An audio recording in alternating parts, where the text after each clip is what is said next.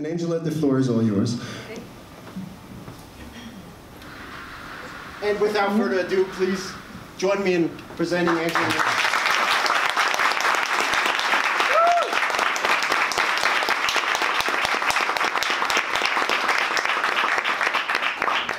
Thank you very much for coming. I only discovered yesterday that Denmark and Ireland are playing each other today, so that shows how out of touch I am with sports. Okay, so I'm just going to do a general kind of introduction to the book and to the different online subcultures that it looks at. Some of you will know them already very well, and others won't know them at all. So I'll keep that kind of brief. But the origin of the research for the book started around 8 years ago when I started looking at online anti-feminist forums and different kind of internet subcultures and things that were popping up at the time. And what was interesting about them to me was that they didn't really resemble traditional anti-feminism in the sense that they didn't have any connection to a conservative politics or movement. There was no kind of Burkean conservative element in them. And they tended to express themselves through a particular kind of irreverent style, like a sense of humor you might associate with South Park or something like that. So in other words, it wasn't like a Christian, a conservative anti-feminism, and in many ways it kind of flipped the relations that had been there since the 60s, where feminists typically found themselves allied with the politics of the sexual revolution and so on. In this case, it was almost more like the anti-feminist subcultures were being rude and irreverent and very youthful, and they were trying to kind of critique something that had become hegemonic and dominant in the political sphere. So certain kind of gains in liberal feminism, which had become dominant or acceptable, they were kind of trying to tear those down. And so that was very much the character of all the online reactionary movements that have developed since then. As I say, they're not conservative as we've ever known it. Another process was that these forums started to become, through this period, more interested in subjects outside of just critiquing feminism. So they became more preoccupied with immigration, with race. A lot of eugenicists kind of thinking started to creep in, even though they were, primarily originally interested in interested in opposing feminism, I guess, and that kind of trajectory of how the energy of the reactionary internet, if you like, went from a preoccupation with gender to one of race, was through subjects like, white Western, professional women being childless, and this idea that basically whites would be outbred by those third world immigrants with more conservative views on the family and so on. So in other words, feminism was essentially emasculating Western societies, and that the men who were going along with this, one of the ways that they've sort of made fun of them is by using this term cucks. So conservatives who went along with some of these gains, I guess, of the cultural left that had become hegemonic, were called cuckservatives and so on. And it is a very effective kind of, brilliant piece of really barbed propaganda, because it's something that hits very hard at sort of the male sense of self or whatever. It is a very it's a very effective kind of a way of making fun of men on the left, I guess. But anyway, there was this whole kind of a constellation of different groups. At the time, although they've sort of declined since, there was, for example, a group called Men Going Their Own Way, which was a male separatist movement, which was about basically opting out of a culture that had been destroyed by feminism. And if you look at the whole kind of YouTube world of this movement, it almost has a self-help aspect to it. Like, you know, sometimes you see these kind of references to Fight Club, for example, right, where they talk about how men have been, part of the emasculation of Western men has been about men becoming kind of interested in consumer culture, and instead they should just opt out and you know, go independent, start their own business, or go live in the woods, or anything that means they don't have to be a kind of office cubicle dwelling, you know, shopping kind of emasculated Western male. And so it was basically, yeah, a separatist movement, kind of, I suppose, like the male equivalent to the feminist separatism of the 70s and 80s.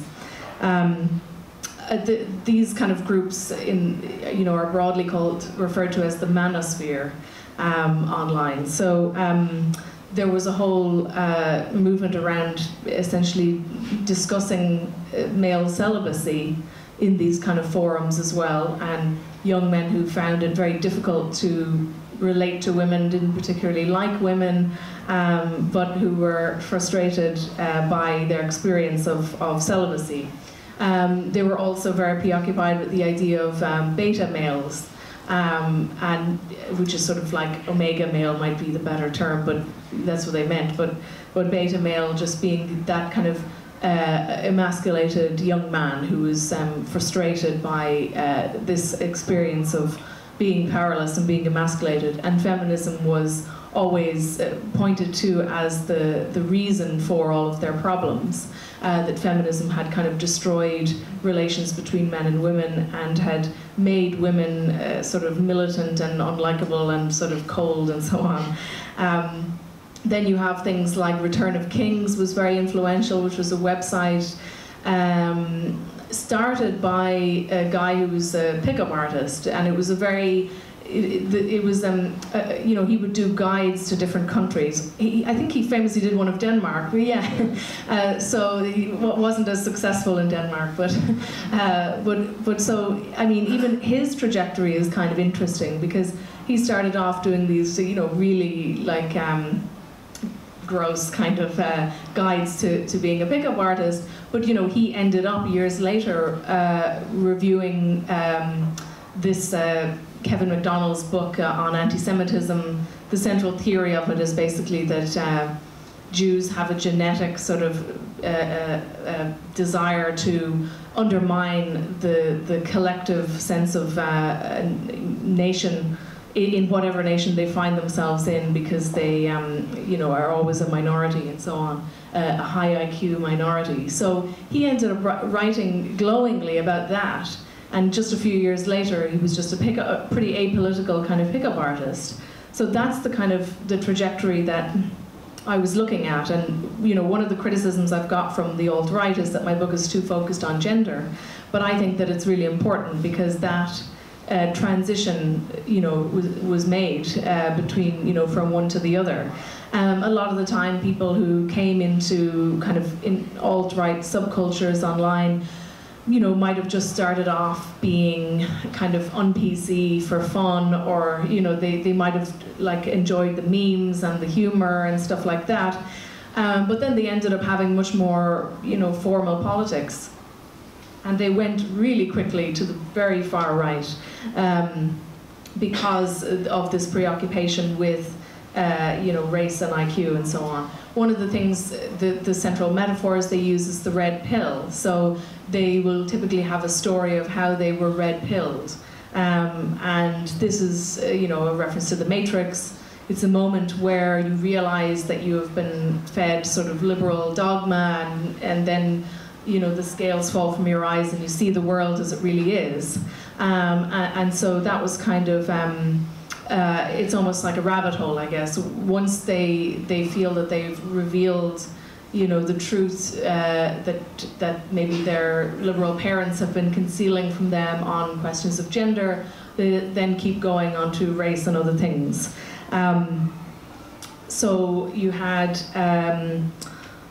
Other movements, like more recently, or they've become visible more recently, Proud Boys, who are it's such a ridiculous name, but they have a very subcultural kind of aesthetic. Again, they're quite young. They wear Fred Perry. They have a kind of a slightly punk aesthetic. And that idea, I mean, you can even hear in the language, like Proud Boys, Return of Kings, it's very much about like revalorizing masculinity and becoming proud of who you are, being, I suppose, in an American context, which is where all this is coming from, left outside of the kind of identity politics tent, and sort of saying we must have our own identity politics, white identity politics, male identity politics, and so on. Everyone else has theirs, why can't we have ours, is kind of the idea. And so all of this was emerging. I mean, this is one of the backgrounds of the kind of the theoretical side of the book, I guess. All of this kind of politics was taking root at a time when the dominant narrative about the internet and about social media was very utopian.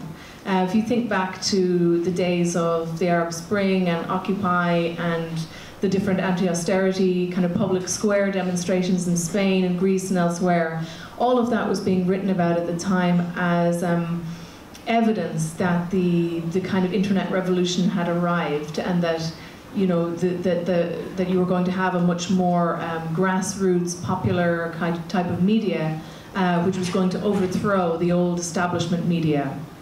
Now, if you fast forward a couple of years on, that precisely that kind of rhetoric is very much coming from the alt-right, or even from Donald Trump, because his idea is, the mainstream media is lying and it's corrupt, and he does sound like a Chomskyan sometimes when he's talking about the media.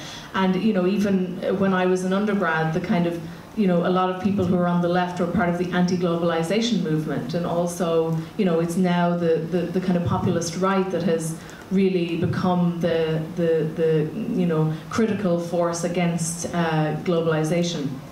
Obviously, they had very different ideas in both cases, but it's interesting nonetheless that the right feels very much like it's sort of wearing the left's clothes from 8 years ago in many ways.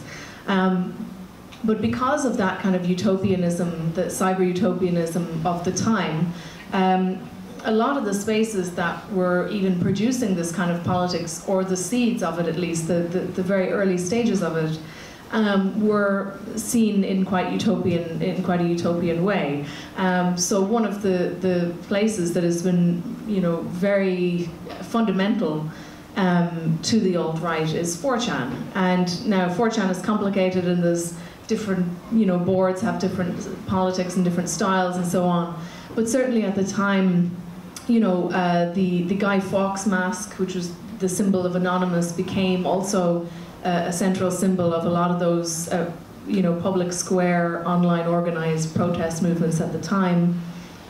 Also at the time, I'm going back to the cyber-utopian moment of around sort of 2008 to 2011, as well as, Anonymous were kind of something that people were very interested in, hacker politics, and they came from 4chan, of course. So 4chan was seen very much as the root of something quite promising. It was seen as a kind of, an internet counterculture. It was seen as libertarian, and that it was going to shape in some way the politics of the future. It did, of course, but not in the way that people saying that at the time thought it would. All of the people writing about that kind of cyber-utopian moment were, broadly speaking, progressives. And of course they thought that if the online world and places like 4chan had an influence on politics, that it would necessarily go in their favor. Now we have a strange situation where, certainly in the English-speaking world, like I'm not sure if it's the same here, it's often the old media, or whatever you want to call it, that finds itself kind of defending some kind of left positions, and all the really hard right stuff is coming from online, and it's coming from anonymous forums where all the taboo breaking is going on and people can say whatever they want and so on. I also remember back then the Oscar Wilde quote was often thrown around, the one about if you give a man a mask, you'll hear what he really believes. Because again, they thought if people can just speak honestly about politics, and if people are allowed to be anonymous, then all of these hierarchies will come crashing down, and instead, you know, it's produced the alt-right, basically. Now, one question that people often ask is, you know, why is the alt-right different from the far-right, or, you know, why is it significant? And I guess one of the significant things is that it's coming primarily from the English-speaking world, and particularly America. One of the kind of intellectual influences on the alt-right is the French New Right, and one of the things they talked about was westernization or Americanization. And it may happen that, you know, Americanization of the far right is actually occurring, where the old sort of far right, you know, in Europe is actually being influenced by the American far right, and it's taking on all the American kind of slang and styles and so on. And the other really significant thing is that it has been most influential first, certainly in the English-speaking world, and it is coming from America. So, you know, the part of the Western world that was supposed to be most influenced by the English tradition of liberty, that really didn't have a very strong far right in the way that most of Europe has, now has this far right force. So they're kind of, you know, a far right for a country that doesn't have a very long history in the land that they live in. So, you know, if you're Danish or Irish, many of you could probably trace your families back a very, very long way. Whereas if you're American, you know that you're in a relatively new nation, basically a new country where you can't have any blood and soil kind of claim to the place. And so they had to create something a little bit different. They also were very clever at creating something that, in a way, broke with the kind of terminal uncoolness of the right in America. So they constantly make fun of the establishment right in America. They make fun of the Republicans and the kind of evangelical Christians and all those kind of people. So they made the alt-right something that was taboo-breaking and funny, and which had its own kind of counterculture. Well, essentially it is a type of copying of the left, I would argue. I mean, because it is saying, you know, the left always succeeds through counterculture. Certainly it has since the 60s. Rather than just making arguments and doing formal politics, the left changed the world through counterculture, and that's very true. And their kind of goal is to basically do the same thing. They often talk about moving the Overton window. So this idea is basically that you can't start off with formal politics and just having organizations and demonstrations and things like that. You have to change the culture so that, the taboos around immigration and race and issues like that are broken, and then you can move into formal politics later when you've changed the discourse. So that is very much kind of a central goal of the alt-right. Actually, very little of the book is devoted to the alt-right in the strict sense. It's very much about all the subcultures around, that seem to develop around the same time. Broadly right-wing, and also very focused on culture wars and on changing the culture. So a lot of people who, made a big, had a lot of influence coming from the alt-right and that kind of young new right, or Trumpian right, or whatever you want to call it, a lot of them openly admitted they had no interest in formal politics whatsoever. So one of the most important groups of people in kind of mainstreaming a lot of this stuff was actually people who are referred to by the alt-right as the alt-light. So in other words, a kind of watered down version of the alt-right. It's obviously meant as a pejorative term, but it's stuck, so they're kind of stuck with it now. So this would be people like Milo Yiannopoulos is probably the most famous one. Gavin McInnes, who was the once editor of Vice magazine, and who went on to be a kind of central figure in all of this. Lauren Southern, Mike Cernovich, and so very focused on very young, typically, or else certainly involved in some way in kind of youth counterculture and subculture, and with a young audience. So even though his career kind of crashed suddenly a while ago, a few months ago, I think now, Milo Yiannopoulos is probably one of the most significant figures in all of this, because he was flamboyantly gay, he was un-PC, and he was very much part of, I guess, repackaging the right.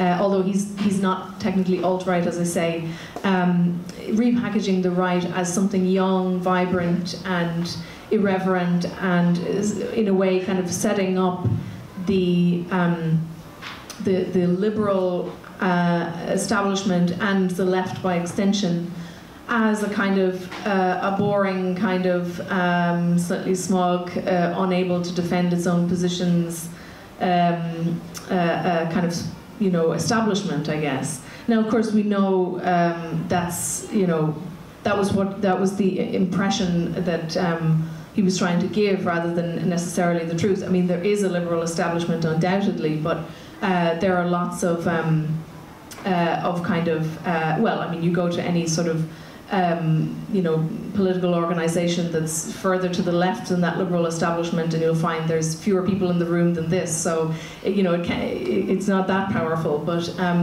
that was very much the idea, that we had, young people, particularly young white men, wanted to kind of break with this establishment. Then on the other side, one of the problems that quickly emerged, kind of as I was looking at a lot of this stuff, is that a lot of the time, the people on the liberal left that these kind of alt-right figures were questioning or were battling, found themselves kind of unable to argue a lot of the positions that they assumed everyone now takes for granted. They also often came across in a lot of the videos and stuff that these guys would make as being a little humorless, and as being kind of an establishment. So you would often find a professor would show up when Milo Yiannopoulos was doing his campus tour. You would find a professor would show up and kind of defend the anti-racist position or the feminist position or whatever it might be, and then suddenly there were these kind of 20-year-olds who were able to actually blindside them with arguments that they had not really been faced with before.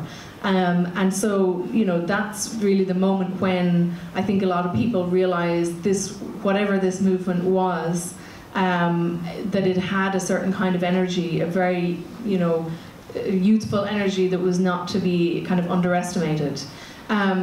Another part of all of this is that at the same time, the left was suffering from its own kind of internal battles over kind of culture wars issues.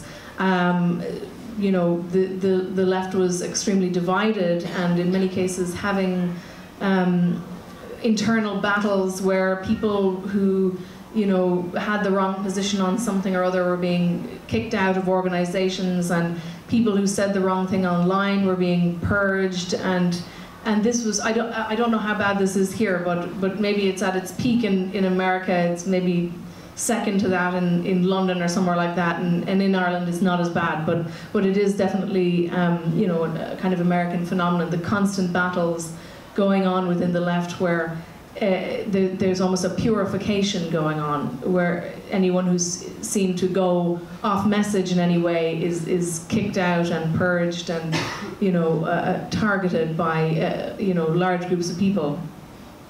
And so you can see the kind of perfect storm that created, where this like energetic kind of alt-right is emerging, and at the same time the left is eating itself alive with these internal battles, typically over kind of cultural questions. And also, in many cases, certainly in the Anglophone world, the economic questions kind of receded into the background, and the cultural questions, obviously, we can argue about the extent to which they're linked in lots of ways, and they are. But nonetheless, it did feel very much like actually an Americanized kind of version of the left, which is almost exclusively focused on culture and has made very little gains on economic questions. That kind of version of the left started to become dominant at the same time. So the left found itself extremely weak to actually fight back or to be any kind of force that could fight back against this.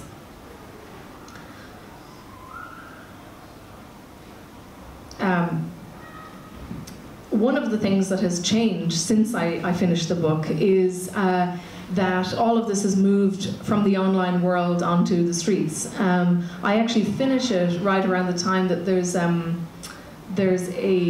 riot at Berkeley, and Berkeley, of course, is famously linked to the free speech movement in the 60s, which was very much a movement of the left. And lots of journalists pointed out the irony of a situation where the left is rioting against a speaker who is of the right, this particular new kind of version of the right. And Milo Yiannopoulos and many others like him kind of were saying this is more evidence that we're the new left, that we're the ones who are going to change the culture, and that find ourselves battling a kind of establishment. Another thing that has changed, which kind of relates to the title of the book, is that early on when I was looking at these kind of subcultures, normies was always a kind of an insult or a pejorative. It was always meant to mean people who don't get it, people who have mainstream ideas and tastes and who just have received kind of ideas about everything, who don't know about this online kind of counterculture. And yeah, it was usually used as a negative thing. More recently, when I see that word being used by the alt-right, it's almost always in the context of saying we have to get the normies on board. Basically, we have to convince them of our arguments. We have to get through to them in some way. One of the other things, I wrote a piece in the Baffler, I think it was last year, and it was about this idea of beta males and the preoccupation with beta males in these forums. Well, back then, most of these guys were calling themselves beta males, and now there's been much more of an emphasis on kind of trying to recruit the chads, so like trying to recruit the kind of the masculine jock guys, and if you looked at the footage at Charlottesville when they were marching with the torches, that's kind of pretty much who was there. Like, it wasn't kind of geeks from the internet. It was quite masculine kind of guys, and it was almost completely male crowd, and it definitely wasn't that easily mocked kind of geeky thing where before that guys with Pepe signs had been showing up, and they would have some kind of internet joke on the t-shirt, and they were very easily mocked by the press. But at Charlottesville, there was very, it was very much more a European far-right kind of style and type of person, I guess. Although there is, I guess it would be different to the kind of far-right that you might see in Britain, for example, where there is a very strong working-class component. There's kind of a skinhead thing. It's kind of connected to, in some places, kind of football culture and so on. I think that the version of the alt-right that we saw at Charlottesville was, if not middle class, it may well be, it certainly had a middle class kind of leadership, and it had a very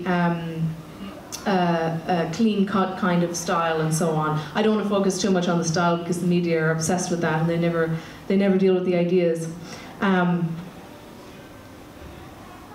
So I will just say a few things about some of the criticisms of the book, because there was in the beginning, a bunch of good reviews. I hear there were good reviews here. I'm glad to hear that. But there was then a sort of a backlash. And the strange thing was that the backlash didn't really come from the alt-right.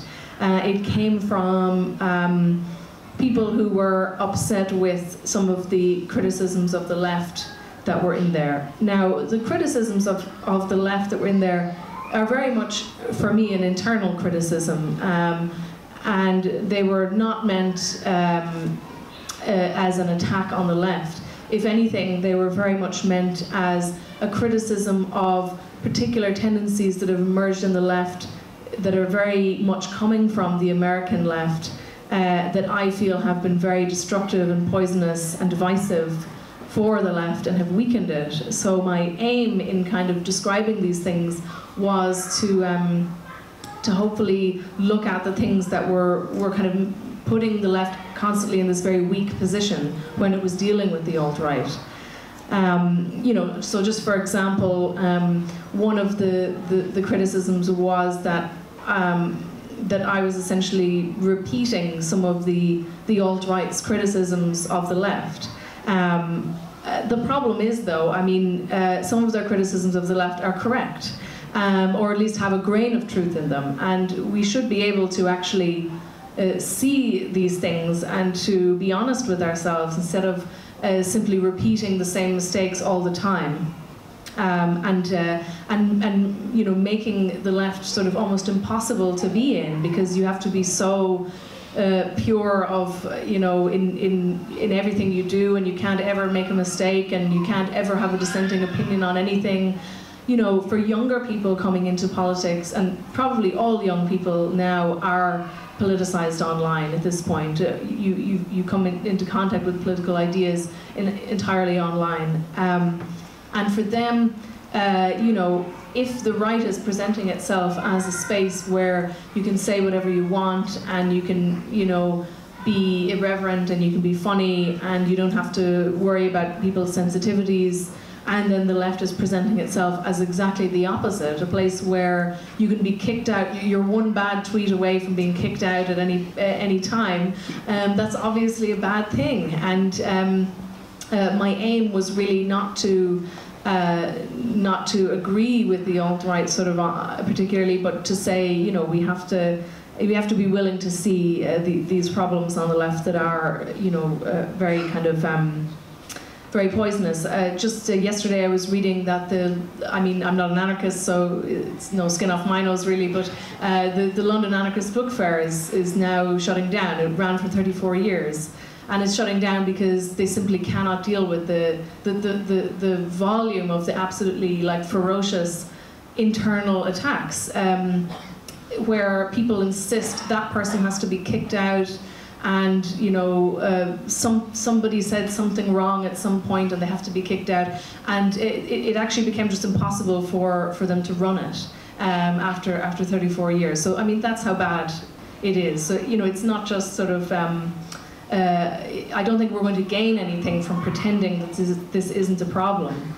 I think also, you know, one of the rise of the right in general, because the populist right, if you like, has risen kind of all over the place, and the alt-right is just that particularly American kind of version of it, which makes it unusual.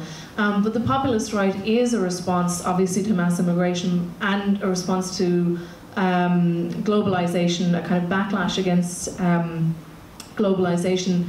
And one of the striking things, I think, in looking at the criticisms of the alt-right, there haven't been very many really substantive ones. They've been mostly just, you know, dismissing or slagging them off or something, but not really wanting to deal with their ideas, because it's such dangerous territory to even, you know, to even when you're trying to debunk it.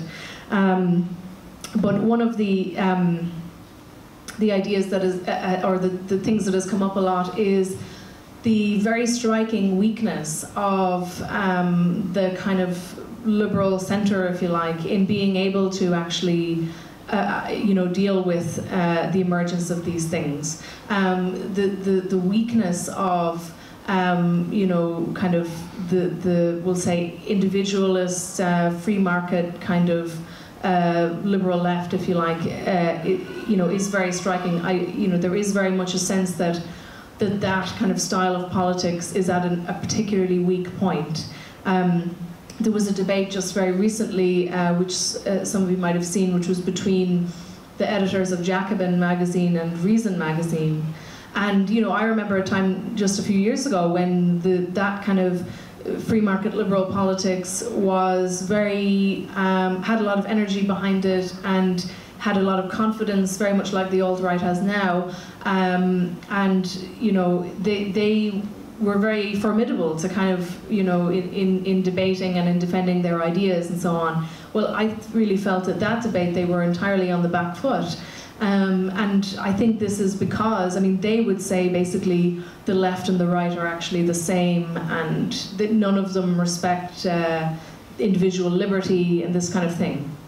So there has undoubtedly been, again, in the Anglophone world, a rise in maybe a more collectivist kind of way of thinking about politics, which has taken on left and right forms. You have the totally, unexpected phenomenon of a bunch of 20-year-olds bringing Jeremy Corbyn to power, or not to power yet, but possibly soon in Britain, which older kind of people are completely baffled by. And I would say that all of these things that are happening, that kind of more liberal, market-oriented politics is describing as the horseshoe theory. The left and the right are actually the same. They're all collectivists. There is also a grain of truth in the collectivist bit, which is that I think that maybe millennials are less convinced by those kinds of arguments now than they have been before. So, for example, the talking about freedom in abstract, which is what people with that kind of political background tend to do, is something that I've seen people on the right and the left kind of argue against in very convincing ways. If you can't pay your rent, it doesn't matter how many, what kind of rights you have, you simply, you still can't pay your rent. So in other words, we are unfree when we are economically constrained. And so I think the rise of maybe that more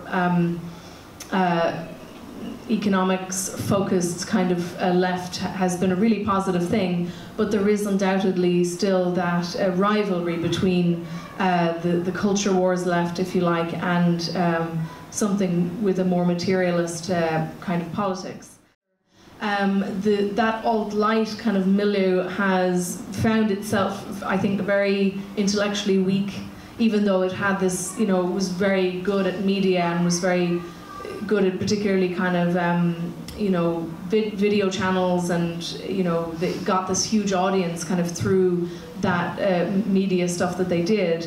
But they sort of brought people to a certain point, told a whole generation that Western civilization is collapsing, and then had no actual way of getting out of it, as far as I could see, except a bit more free speech. I mean, if Western civilization is really collapsing, that's not much of a way out. So it's not surprising that a lot of the people they kind of brought that far kept going, and ended up on the alt-right, or the far right, I guess, because they were offering solutions. I mean, they're not good solutions in my opinion, but they're solutions nonetheless. And so I think a lot of the energy that was kind of scattered around throughout all these different subcultures has generally moved to the right. The Charlottesville moment was important, though, in maybe showing to people who were flirting with this stuff, flirting with the far right and with the kind of meme culture and stuff like that online, that actually if they really believed in this, if they really wanted to be part of this movement, they were going to have to go up against Antifa, they were going to have to go up against the state, possibly, and they would be doxxed, and they would have to potentially risk their lives even to be part of it. So I think it's been made impossible for them to kind of organize in the real world, so they've been somewhat pushed back online again now.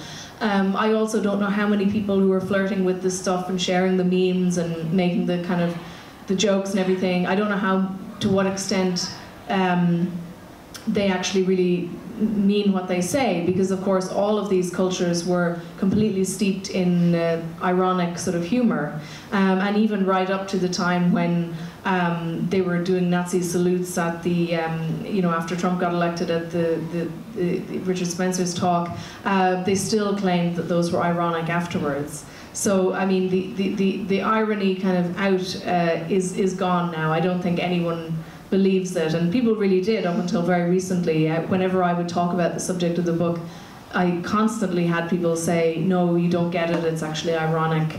Well, the people who thought it was ironic are the ones who probably, I mean, I don't know where they will go politically now.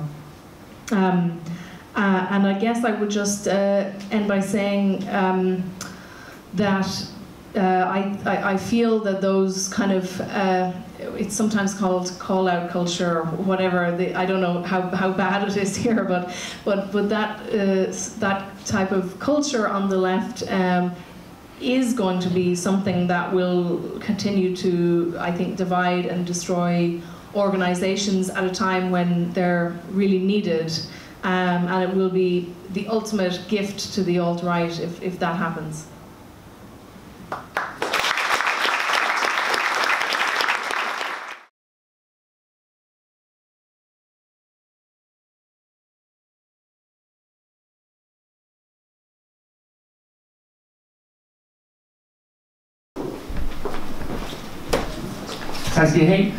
First, the question is the material reality. Where do you place that in your analysis?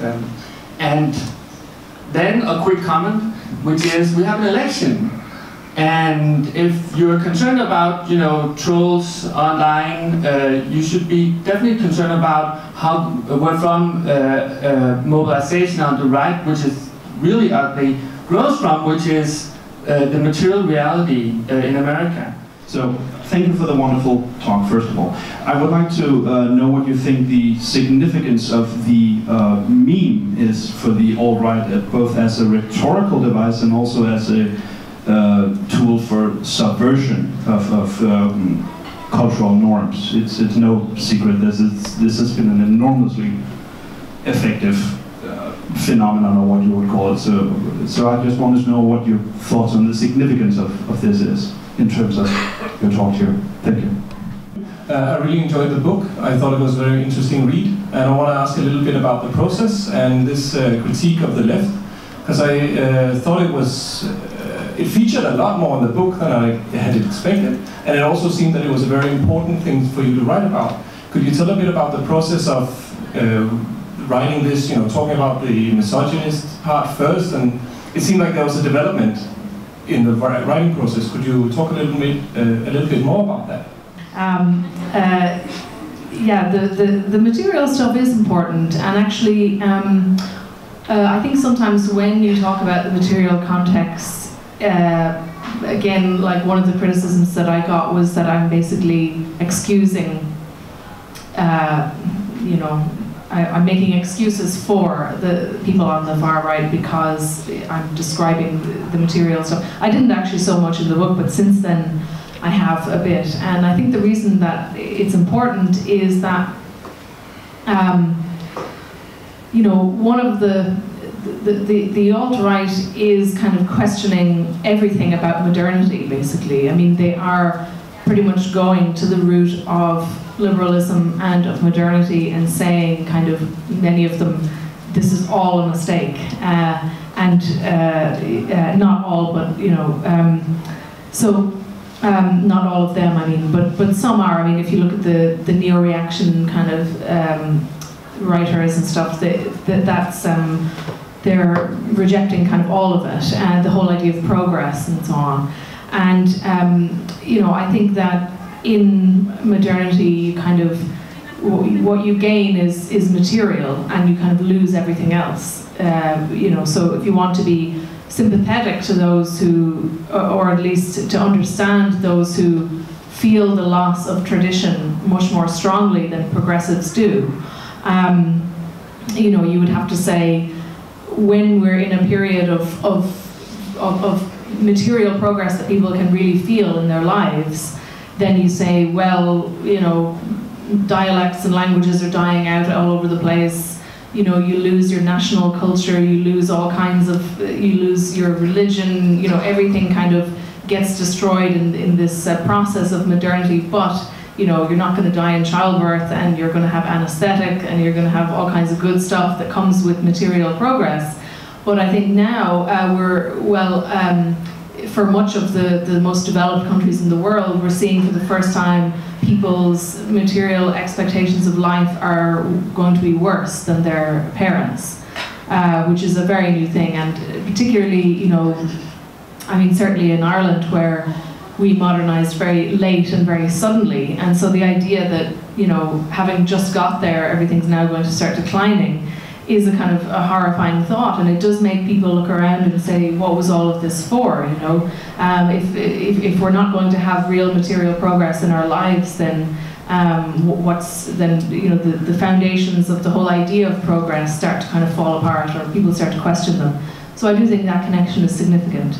And I do think that if there were, if people were not competing for scarce resources, there would be a lot less fertile ground for racism and, you know, competition between different groups of people and stuff like that, for jobs and housing and so on.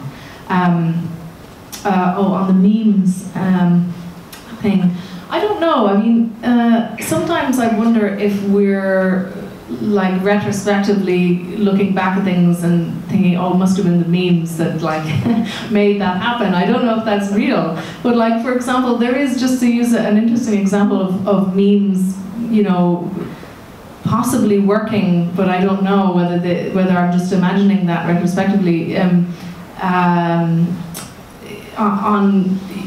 terms of the Corbyn campaign, there was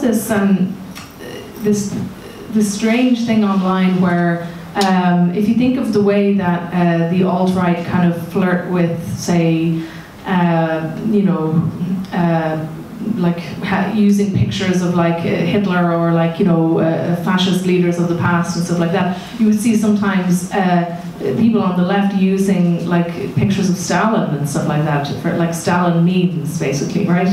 Now, I was thinking about this. One thing I think about it is, I wonder if Zizek is single-handedly responsible for this whole thing of ha ha ha, here's a dictator meme or whatever, you know, like with, you know, because he always had that picture of Stalin in the background when he was being interviewed and stuff. Because of course the alt-right actually liked Zizek as well. But the Stalin meme thing, I think actually my interpretation of that is that it was about making fun of the Trotskyist left, and it was actually about the British left that had been, you know, kicked out of or just annoyed by the Trotskyist left, was trying to kind of troll them basically, and I think that's really what that was about. But I really don't know. I mean, it's simply impossible to know, and maybe sometimes we do place too much of an emphasis on these things because they're new and kind of shiny and new.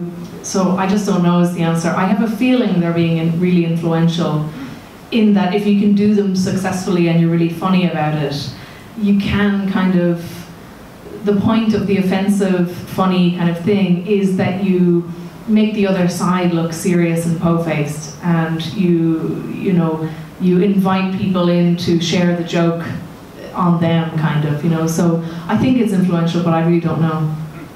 And then the writing process. The book was based loosely on a PhD, actually. So because I wrote my PhD on anti-feminist internet subcultures. So honestly, the writing process was fairly. It was a case of sort of grabbing the bits that were still relevant, and then. In a way, some of the chapters could be quite self-contained. They're almost more like essays, you know. I guess the criticisms of the left. I mean, that Tumblr kind of like chapter, and then there's a couple of bits throughout. I guess I just felt at the time like I was very conflicted because on the one hand I was seeing all of this stuff emerge online, and I could see how quickly it was growing and the real energy it had, and I was really both panicking about that and really also panicking about the fact that I could see the trap that the left is falling into or setting up for itself. And so part of me wanted to just launch a critique of this new kind of politics that was emerging.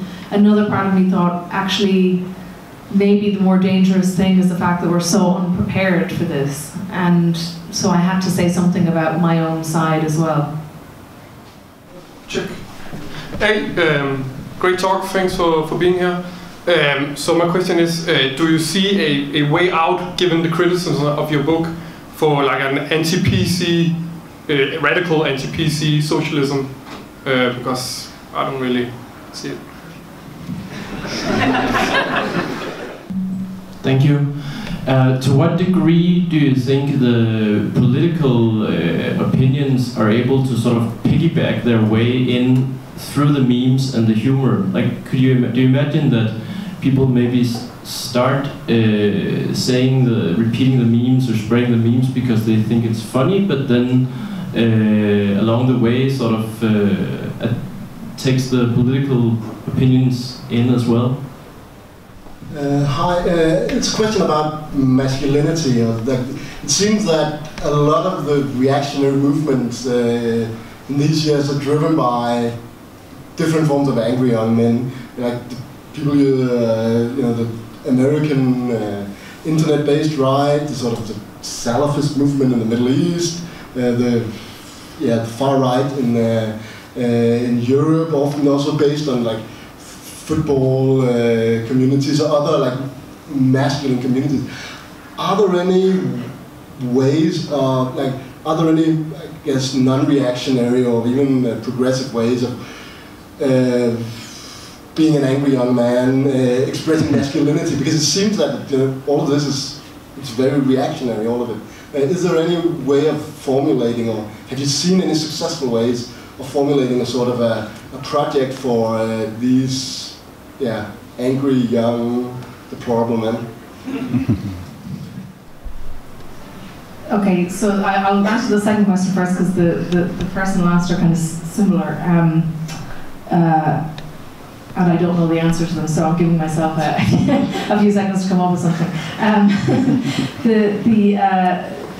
Okay, so the thing about, do people mean it when they start flirting with the politics through memes and then, actually mean it at some point later on? I think definitely. David Foster Wallace wrote about irony and the problem of, at the time he was saying this was exclusive to America, this particular understanding of irony, which means basically not wanting to be seen as earnest, not wanting to be seen as actually meaning anything. And so you're always hiding behind this guard of irony so that you can not be easily interpreted, and you can kind of weasel out of something if you're not quite sure if you meant it or not. And that's definitely what that culture is about, because, and in some way it's understandable, because in the online world, teenagers who still haven't formulated their politics are committing everything to, being screen capped and being used against them at any point. So having that wiggle room of irony, because you may also be uncertain of your real opinion, makes sense in the online world, for those reasons. And it is definitely true that people can kind of be jokingly doing something, and then at some point, months on or years on, they actually start to mean for real what they were kind of flirting with. So, to go back to the Zizek example, do we really know? Is the picture of Stalin really a joke? So it's kind of like that. But I do think that it's never just a joke. There's always some truth in it. It may just be that the person is not willing to fully come out and say what they really mean, or they haven't thought it through 100%, or they don't want to get in trouble, or whatever it might be. But that kind of humor is a way of just throwing out an idea but not quite committing to it. But I think people always mean it on some level. and usually it does turn into more serious, something more serious politically later on. Yeah, on the kind of, is it possible to have a left that isn't very PC, or a left that is, or maybe and a kind of masculine politics that isn't necessarily reactionary. I mean, I don't know, like, I think it's interesting that I think anti-fascist kind of politics in America looks quite different. Like, when I look at the kind of people who are involved and stuff like that, it looks quite different. But I know, like, in Britain and Ireland, certainly, you know, anti-fascist sort of style politics is itself kind of quite masculine. Like, you know, it is very connected to kind of football culture, and it is very, and there is a kind of uniform, and, you know, it has some of the same, like, you know, it is almost kind of a space where, you know, and it involves violence, so it's not like, you know, it has a certain kind of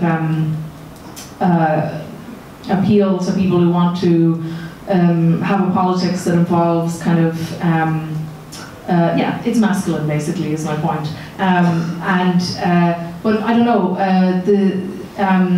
I mean, I can't really see anything that particularly makes a point of being masculine, because I kind of almost feel like once you do that, you're either getting into like something of the right, or it just comes naturally, in which case you don't need to really make a, you know, make a conscious effort to do it, if you know what I mean.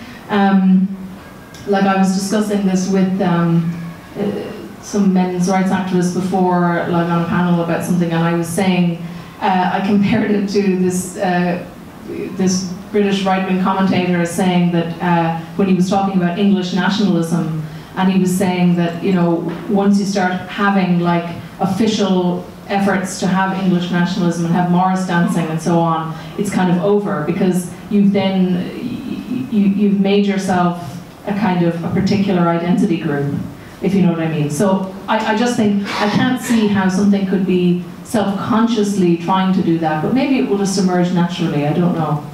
And kind of the same on the anti-PC thing. I mean, it may just be that at a certain point, a counter kind of culture to that, you know, very academic sort of like hypersensitive kind of culture on the left just emerges naturally. That may happen just because these things tend to kind of, you know, come and go in different cycles. But I think it's also not something that you can really make happen. It just has to sort of happen on its own. Yeah. First of all, I read your book. I think it's really good. I'm over here.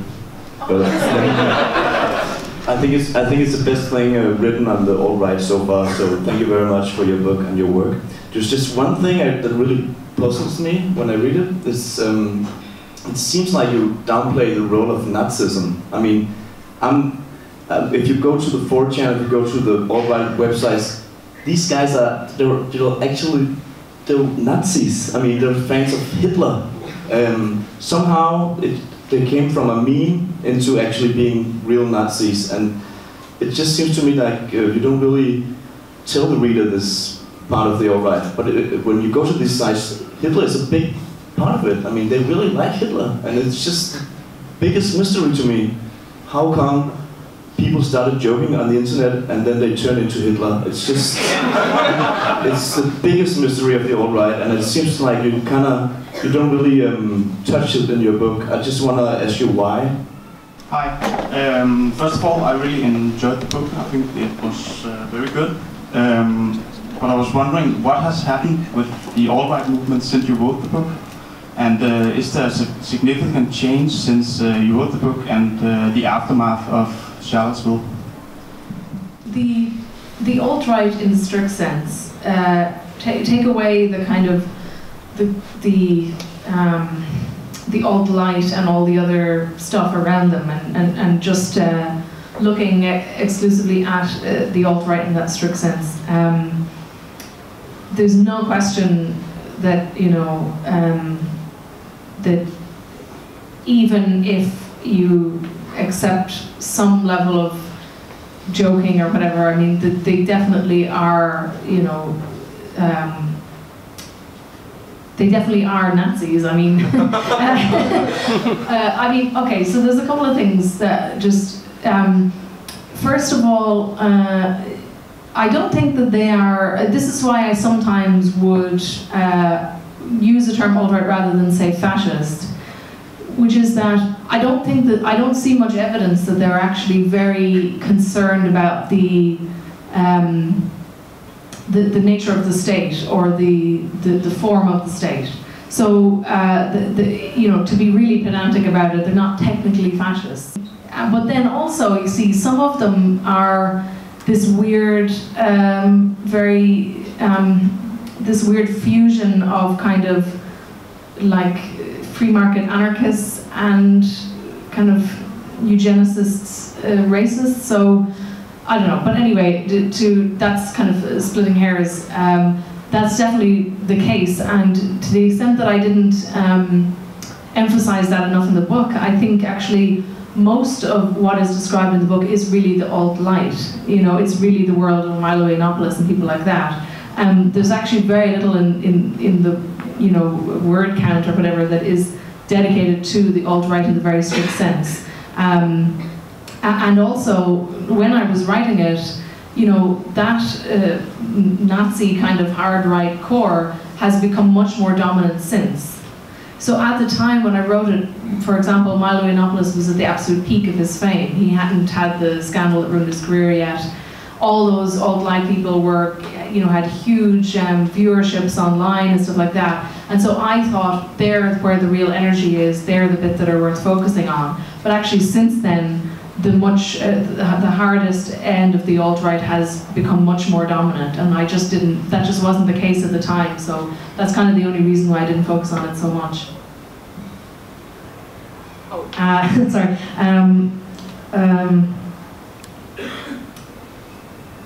What happened? Yeah, I'm struggling to read my own writing. What was the question? What happened? Oh yeah, sorry, yeah. So the main thing that's happened is that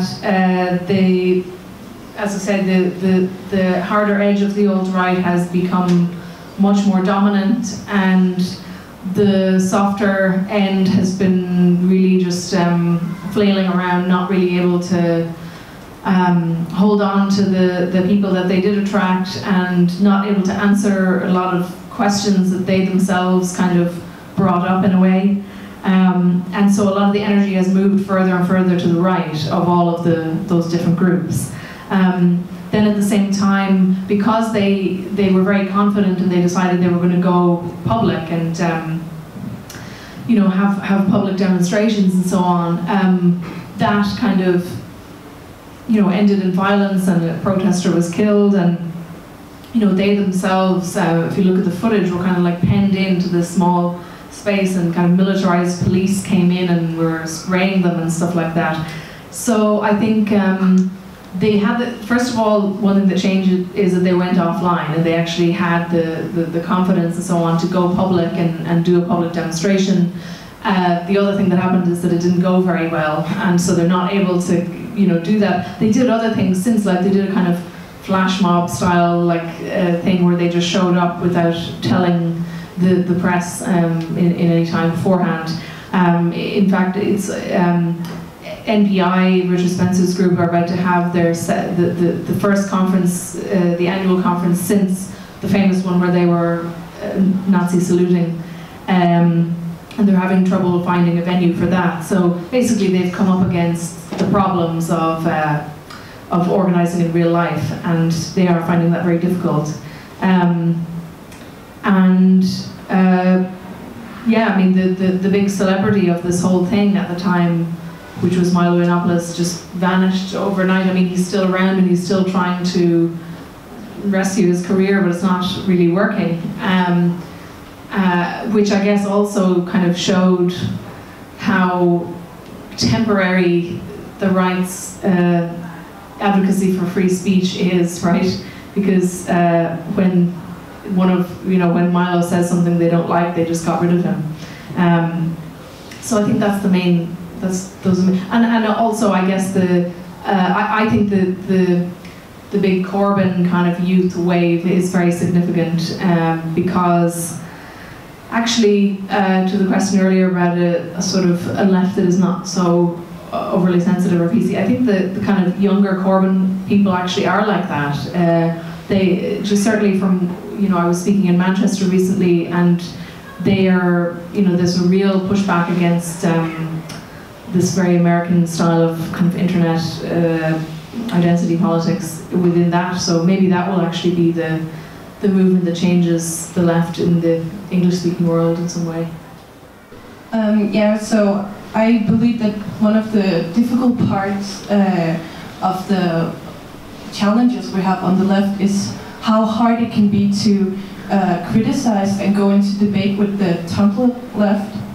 And I was wondering if you have made any thoughts on how to tackle this sensitive part of the left and still hear them so they don't feel like they are being left out, and how to change this direction of towards self-destructive. Yes. Well, I mean, I don't know, because I think in part I think I have tried since then to not be as aggressive in arguing those things. I mean, sometimes if you're, sometimes you do, but I have tried a little bit. So, for example, I was speaking at a thing recently where the subject was identity politics, and I think people were surprised that I didn't take a totally hard line against all identity politics, because I was saying sort of like, if you get rid of everything that could be categorized as identity politics, it's almost all of politics, basically. And, so I have, in some ways, kind of softened my position on some of those things, because I don't think that you necessarily convince people through those kind of fights. Maybe you do, I don't know.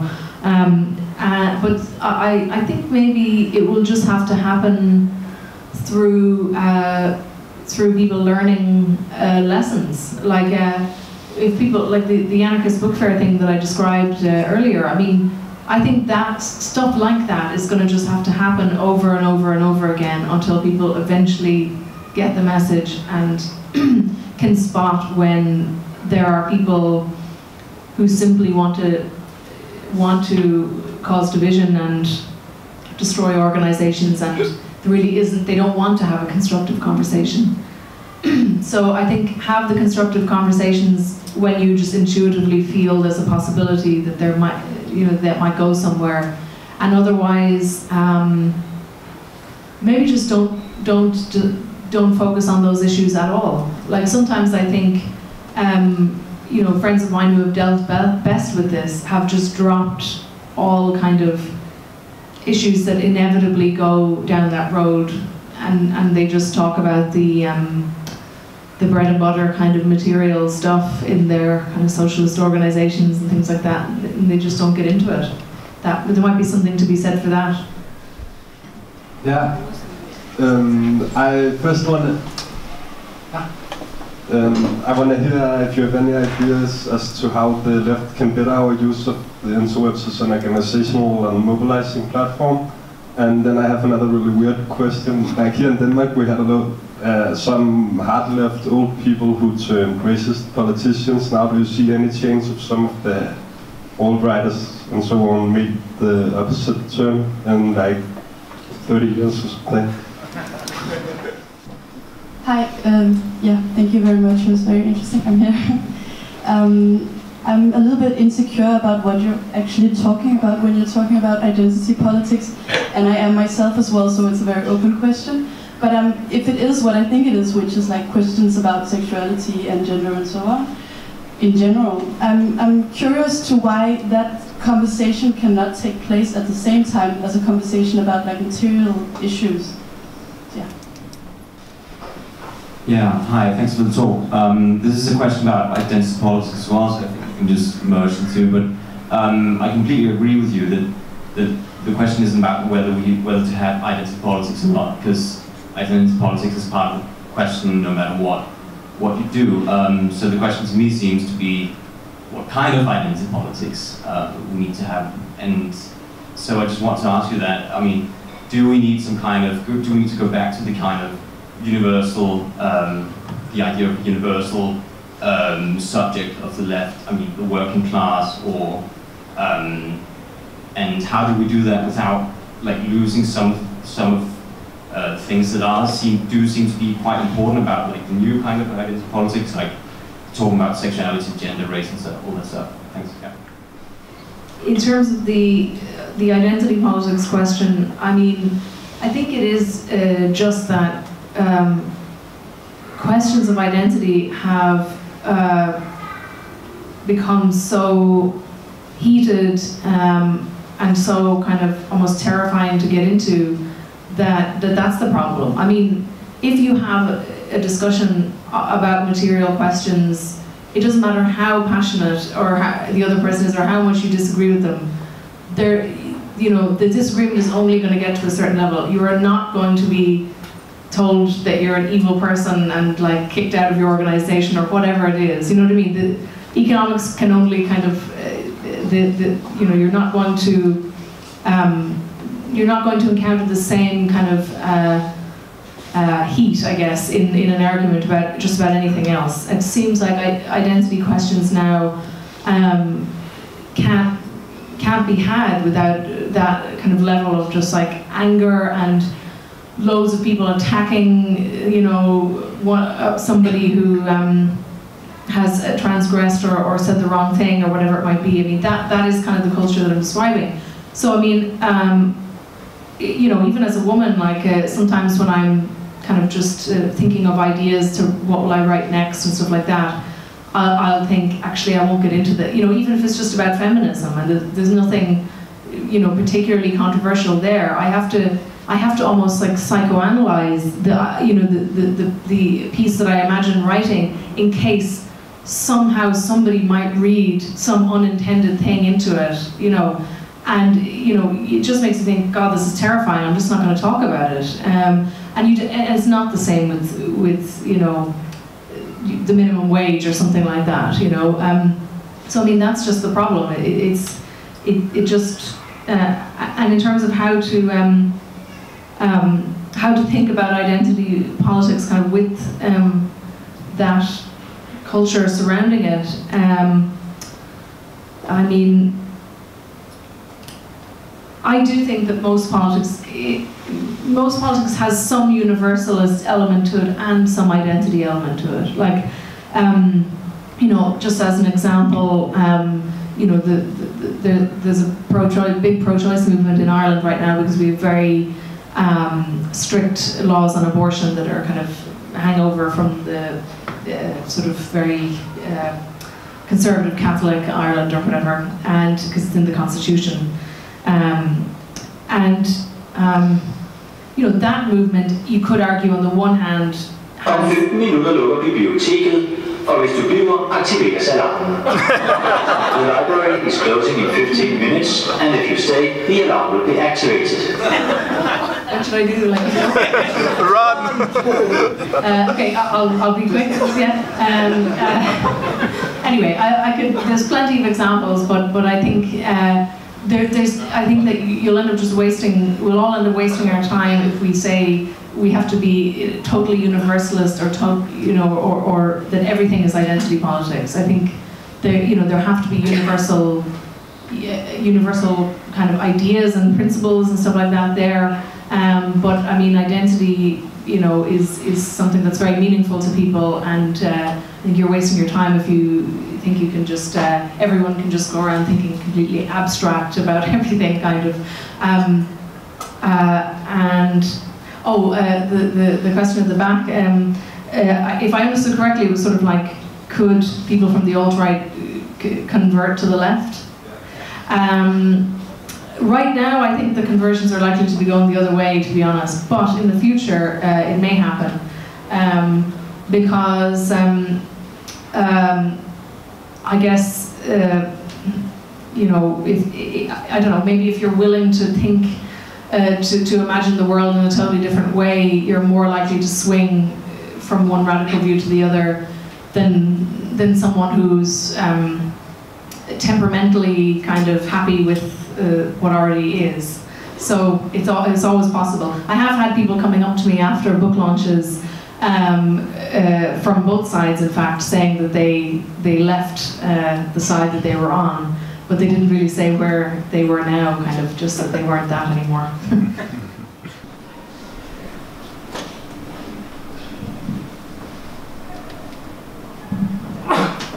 Thanks a lot for the book. I really enjoyed it, and I think you were completely right when it comes to America.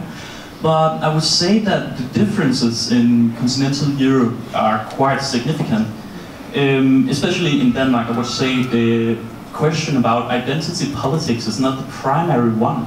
I would actually say that the left's biggest mistake here is to not deal with the statistics of immigration. Of course, identity politics plays a part in the discourse of political correctness and stuff, but primarily statistics, actually. Yeah, I mean, you know, like recent decades, kind of. I mean, this is much more advanced in America because of a totally different pattern of migration and stuff like that. But generally throughout the West, there's undoubtedly been, you know, a pretty major demographic transformation, and you know, the alt-right are pointing out that if you know the statistics kind of continue as they are, that will get more dramatic because of European kind of white low birth rates.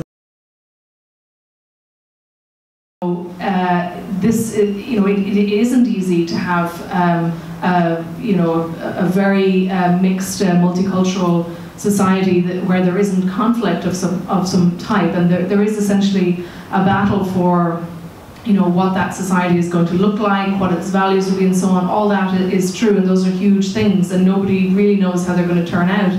And so we should be talking about it and saying, you know, not just like how will we deal with this as a problem, like, or you know, approaching it in that kind of defensive way, but instead saying, you know, what kind of better society could be built that would look like this? What would this kind of fusion of cultures look like? I mean, are we invested in the American melting pot idea, or are we, you know, all those conversations have to be had, but only the right is having them now.